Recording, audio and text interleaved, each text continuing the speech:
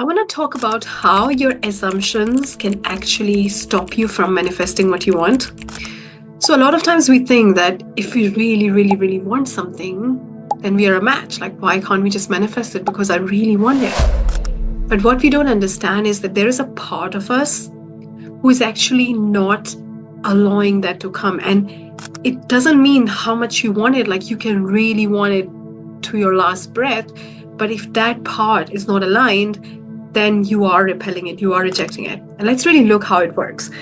So let's say when it comes to money, you have a certain relationship with money, which literally started from when you were in your mother's womb. There is a client of mine who used to do that. So she used to take people in a deep theta state where they could hear the voices of things happening in their mother's womb, and they could hear what the people are saying. So you start like getting exposed to the conversations about money, the mindset, what is normal, how money is, all of those things, even before you make your debut to this planet.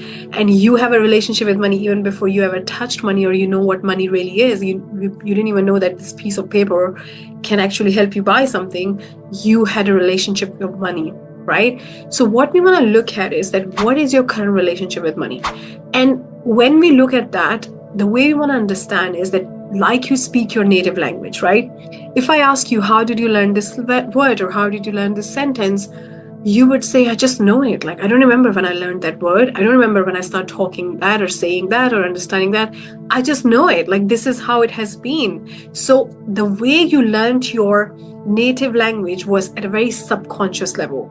The time when you were learning it, your conscious mind wasn't developed, your reasoning wasn't developed. So you don't remember exactly how you learned it, when you learned what phrase, how it happened, how things happened. It almost happened when your reasoning wasn't there and you were in that autopilot mode. So you also learn your relationship with money in a pretty much autopilot mode. Therefore, sometimes you don't even know what your language of money is. Like, you don't even know at a conscious level. So what we start to do is, in order to really understand the assumptions, we have to unpack them, we have to uncover them. We have to really understand, what do you consciously know about money? What do you believe to be true about money?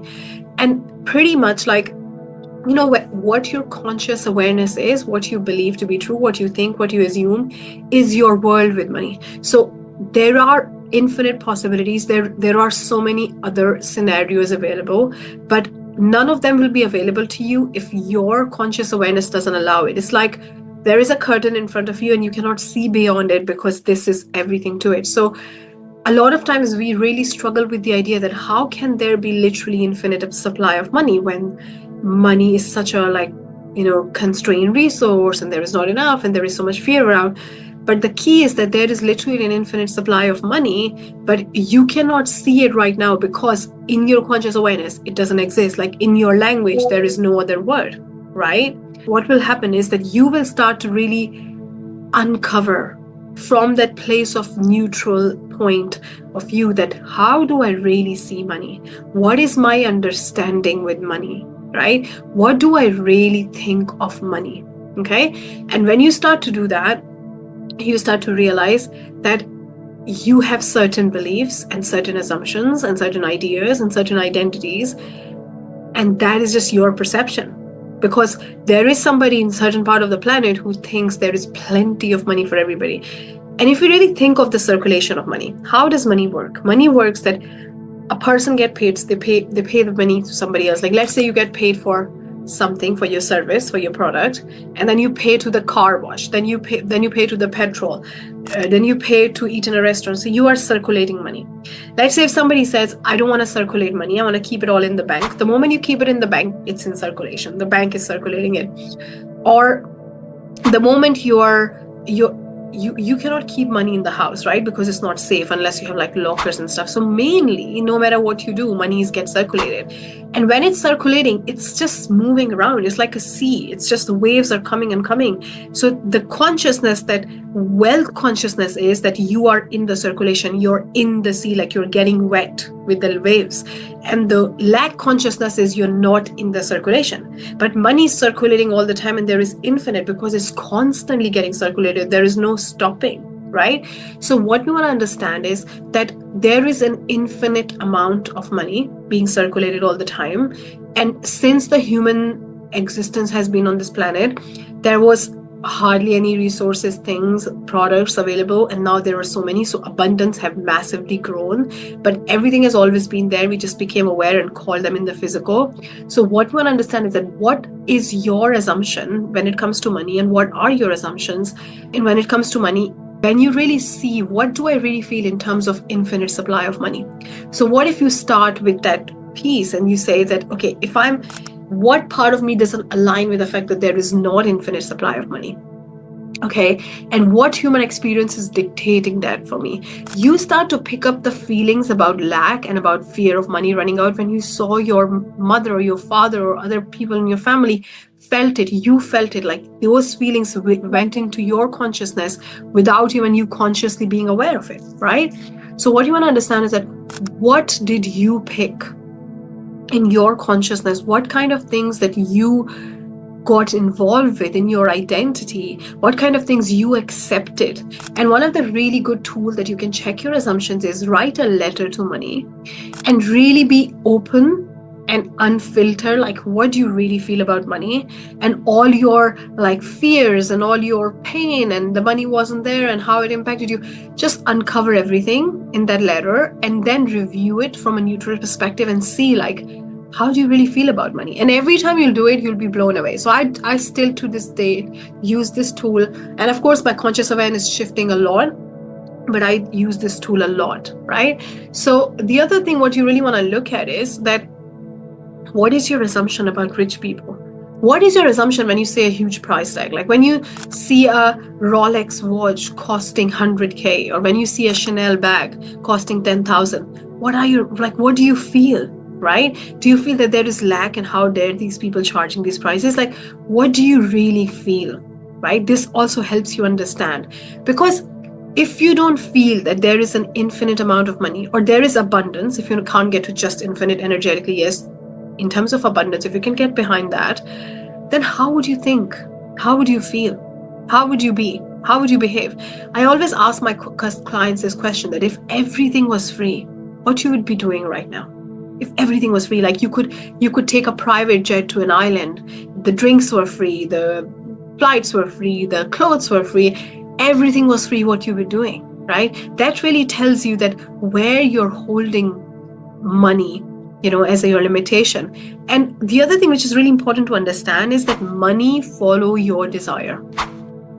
And this is the biggest lesson anybody can learn, that money is following your desire. Your desire is not following money. So it's like, when two people are catching each other in a circle, and after a while you forget who is catching whom, because this person was supposed to chase this person down, but now they're just going in circles and they both think they're being chased by the other person and they keep running. This is how it's happening with money for us now, that we think that we have to ask money for permission and our desires have to follow money, but we got it twisted. It has always been that money follows your desire, right? So if there was plenty of money, what you would be doing. So operating from the consciousness of what would you love? What would you really love? Right? Trying to understand what would you love if there was infinite amount of money, and where do you feel the lack, right? The other thing in your assumption you can check is that where are you feeling the lack? Are you feeling the lack in your heart when you think of your bank account? Are you thinking about paying your bills? Do you have this feeling in your heart that means you feel you're not worthy? Do you have feeling in your like just below your rib cage where you feel like you don't trust yourself with money? Do you have feeling in your sacral where you think you're not, where you feel like you start to like really feel that you don't have that power to hold money, or you don't deserve it? Or you have feeling in your spine right at the bottom where you don't feel grounded with money, you don't trust money? Okay, so you can really start to uncover, right, that how you feel about money, in what part your body is constantly communicating to you. And the moment you change your assumption with money, the outer reality, the world meets you there. So how would you feel if there was infinite amount of money? And one of the other greatest tool, this is the best tool that you can use, is who is the most abundant version of you?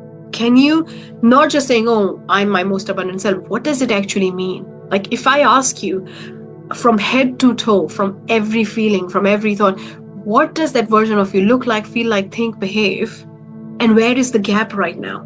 Where you're not aligned to that version, right? So the moment you uncover your assumptions, most of the work is done because you have uncovered that. Then you start to use these 3 steps to change your assumption, which is really powerful. The first step is you change it logically. Does it make logical sense that there is not enough money? Does it make logical sense that I can't afford it? Is it true for me? Does it make logical sense that I cannot attract money? Like if I operate on that frequency, I can. I have all the frequency available to you at all time. And the second thing is you start to really, when you logically get behind that idea, you emotionally connect with it. Okay, so you emotionally really feel the feeling and really start, because emotions and repetition change your programming, change your wiring in your subconscious. So you really emotionally connect. The more you feel emotionally about the new idea, the faster you'll reprogram your mind. And the third thing is you embody that. So how would you behave? Would you go and start that new business because you know there is plenty and you're worthy to receive? Or would you think, what's the point? If you feel you're really worthy for money, would you charge the price that you really want to charge? So you start to then act from that place, act from already having that money. Okay. And I want to really leave you with this powerful idea, which I fall in love with it. It's my greatest tool, that in this life, you are here to express your being in the greatest way. Now, your being is made of the source, the God, divine, whatever you want to call it, energy, mother nature, whatever you want to call it, whatever word resonates with you. I would use the word God. You can replace it with whatever you want. You are there to express your oneness with the God, with the divine, with God, the God in you. Okay.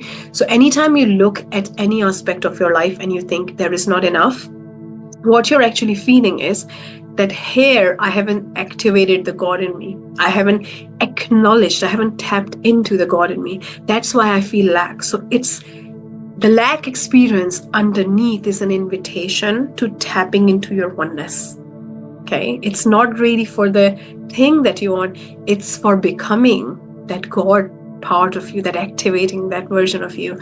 So what you do is you borrow the frequency, or you take on the frequency, because where you feel void, where you feel missing, where you feel lack, you fill that frequency of oneness, being supported, being one with the source, being one with the God, and tap into that feeling that I'm taking that frequency, what is already available within me, and I'm tapping into that. And then you start to really feel it, and then you activate that part of you. And the more you do that, now you're a match for the experience that you're desiring in the physical, and you attract that. The world meets you there. But in this whole process, the thing that was really meant to happen was you to become aware of the God within you. And that's what you're here for. So all these things that you desire are leading to that. But that is the experience. That is, when you feel like ecstasy, you feel euphoric, you feel whole, you feel like, oh my God, I have everything. That's the feeling, right? And all these things are activating that. All these experience, all these things that you desire are there to help you tap into that. So when you come from that place, the world meets you there.